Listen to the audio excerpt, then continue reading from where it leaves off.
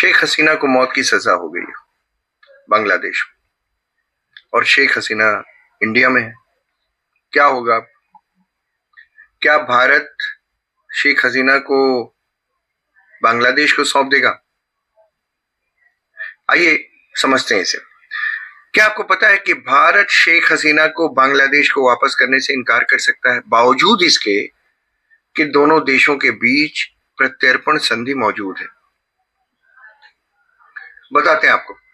भारत बांग्लादेश की प्रत्यर्पण संधि में कुछ ऐसे प्रावधान हैं जिनकी वजह से भारत शेख हसीना को बांग्लादेश को सौंपने से मना कर सकता है। इस संधि के अनुच्छेद 6 के तहत यदि अपराध पॉलिटिकल नेचर का है, राजनीतिक है, तो प्रत्यर्पण के लिए मना किया जा सकता है, भारत मना कर सकता है। हालांकि शेख हसीना पर आरोप जो लगे हैं, केस जो है वो हत्या, अपहरण और आतंकवाद का है, लेकिन इसी संधि का अनुच्छेद 8(1)(a)(3) उन्हें बचा सकता है। मतलब रास्ता तैयार है पहले से। इसके मुताबिक प्रत्यर्पणकर्ता यह साबित कर सके कि आरोप न्यायिक दृष्टि से सद्भावना के तहत नहीं किया गया है, तो प्रत्यर्पण को मना किया जा सकता है। हसीना के खिलाफ आरोप राजनीतिक प्रतिशोध पर आधारित हो सकते हैं, और इसीलिए भारत यह तर्क दे सकता है कि प्रत्यर्पण करना अन्यायपूर्ण होगा। बताते चले आपको कि भारत बांग्लादेश प्रत्यर्पण संधि, जो एक्सट्रेडिशन ट्रीटी है दोनों देशों के बीच, अपराधियों को एक दूसरे के हवाले करने की कानूनी व्यवस्था है।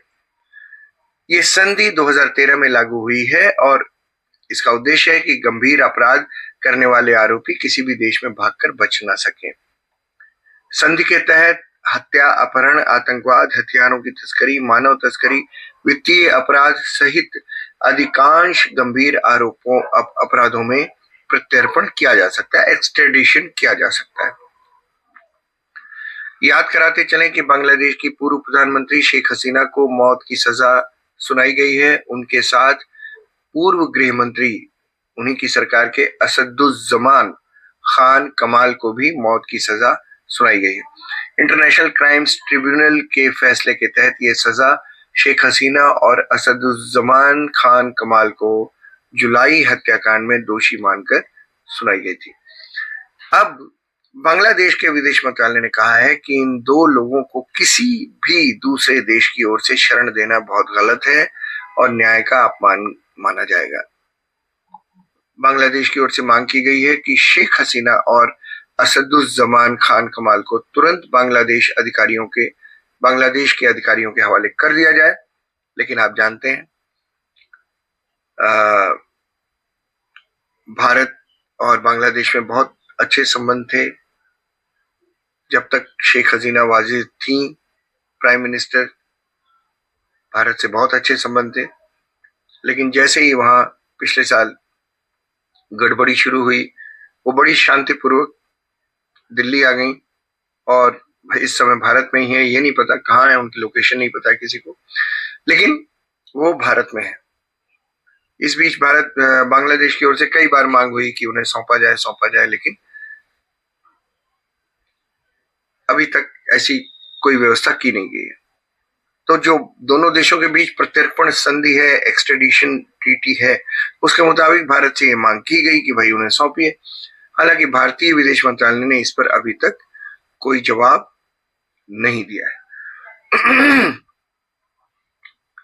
ये एक बड़ी बात है। दोनों देशों के बीच संबंध किस दिशा में जाएंगे, इस बात पर भी निर्भर करता है कि शेख हसीना पर क्या निर्णय लिया जाता है। मुझे नहीं लगता कि भारत उन्हें सौंपेगा, और मैंने जो अभी आर्टिकल उसमें बताया, उसमें जो कानूनी दांवपेच बताए, उनका सहारा लेकर शेख हसीना को यहाँ मुझे नहीं लगता कि भारत उनको बांग्लादेश को सौंपेगा, क्योंकि वैसे भी बांग्लादेश में मोहम्मद यूनुस हैं और बहुत अच्छे रिश्ते नहीं है भारत के।